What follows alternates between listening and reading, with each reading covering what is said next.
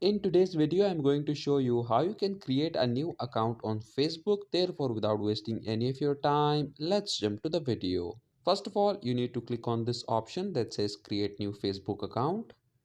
Click on next. Now enter your full name and click on next.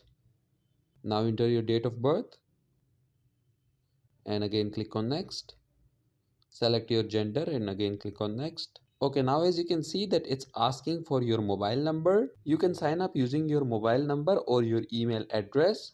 And if you want to sign up with your email address, you need to click on this option at the end that says sign up with email address. So enter your mobile number or your email address. Click on next.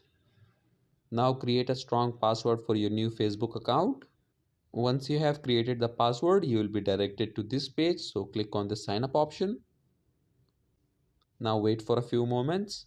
Okay, now a confirmation code will be sent to your phone number or your email address. So all you have to do is to paste that confirmation code here. Once you have pasted the code, click on confirm.